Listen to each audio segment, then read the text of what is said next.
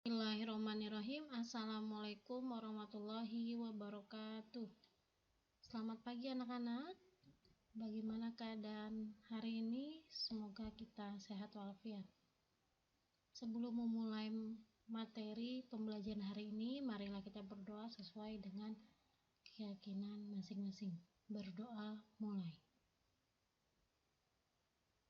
Selesai? Alhamdulillah, pada pagi ini kita dapat berkumpul kembali di kelas untuk melanjutkan materi. Pada hari ini materi kita adalah bab ketiga, yaitu sistem hukum dan peradilan di Indonesia. Selanjutnya, kompetensi dasar mendeskripsikan sistem hukum dan peradilan di Indonesia sesuai dengan Undang-Undang Dasar Negara Republik Indonesia tahun 1945. Indikator pencapaian kompetensi 3.3.1 menganalisis pengertian, tujuan, dan fungsi sistem hukum di Indonesia. 3.3.2 menganalisis sumber hukum dalam sistem hukum di Indonesia. 3.3.4 menganalisis penggolongan hukum dalam sistem hukum di Indonesia. Tujuan pembelajaran hari ini yaitu 1. Peserta didik dapat mensyukuri nilai-nilai dalam sistem hukum dan peradilan di Indonesia sesuai dengan Undang-Undang Dasar Negara Republik Indonesia tahun 1945. Bentuk pengabdian kepada Tuhan Yang Maha Esa dalam kehidupan sehari-hari dengan tepat. Yang kedua, melalui diskusi kelompok, peserta didik dapat menganalisis sistem hukum yang berlaku di Indonesia dengan tepat setelah mencari dari sumber internet. Yang ketiga, melalui diskusi kelompok, peserta didik dapat menganalisis tujuan dan fungsi hukum dalam sistem hukum di Indonesia dengan benar. Yang keempat, melalui diskusi kelompok, peserta didik dapat menganalisis sumber dan penggolongan hukum dalam sistem hukum di Indonesia dengan benar. Dan yang terakhir, setelah melakukan diskusi kelompok, peserta didik dapat menyajikan hasil analisis tentang sistem hukum yang sesuai dengan Undang-Undang Dasar Negara Republik Indonesia tahun 1945 dengan benar. Kita langsung masuk ke materi. Pertama kita harus mengetahui dulu apa pengertian dari sistem. Sistem merupakan sekumpulan elemen yang saling berkaitan dan saling mempengaruhi dalam melakukan kegiatan bersama untuk mencapai suatu tujuan. Pengertian hukum. Hukum adalah sebuah peraturan yang berisi norma maupun sanksi yang dibuat oleh manusia yang bertujuan mengatur kehidupan manusia, tingkah laku manusia demi menjaga ketertiban dan keadilan di masyarakat dan mencegah terjadinya kekacauan, keributan, dan perpecahan. Jika disatukan, pengertian sistem hukum adalah seperangkat lembaga, hukum, prosedur, dan aturan-aturan hukum yang beroperasi. Selain itu, ada unsur-unsur hukum. Yang pertama, peraturan mengenai tingkah laku manusia dalam pergaulan masyarakat. Yang kedua, peraturan itu diadakan oleh badan-badan resmi yang berwajib. Dan yang ketiga, peraturan itu bersifat memaksa. Klasifikasi hukum. Ada 8 klasifikasi hukum. 1. Berdasarkan bentuknya. Itu ada 2 jenis, yaitu hukum tertulis dan hukum tidak tertulis. Berdasarkan sumbernya, itu ada 4. 1. Hukum undang-undang. Yang kedua, hukum kebiasaan. Yang ketiga, hukum traktat. Dan yang keempat, hukum jurisprudensi. Yang ketiga, hukum berdasarkan tempat berlakunya. 1. Hukum nasional. Yang kedua, hukum internasional. Yang ketiga, hukum asing. Dan yang keempat adalah hukum gereja. Hukum dilihat berdasarkan waktu berlakunya. Itu ada 2, ius constitutum dan ius constituendum. Berdasarkan sifatnya, itu ada 2, yaitu hukum yang memaksa dan hukum yang mengatur. Berdasarkan cara mempertahankannya, yaitu hukum material dan hukum formal.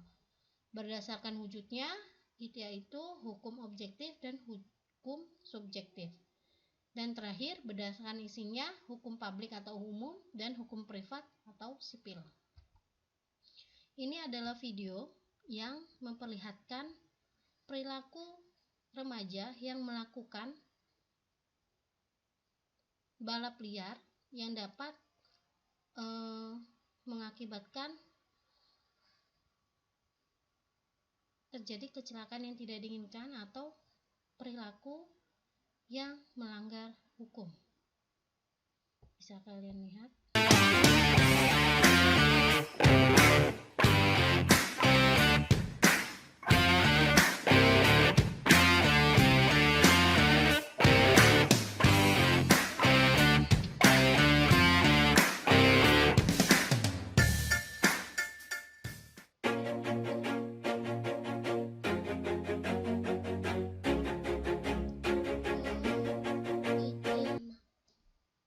Ibu percepat ya.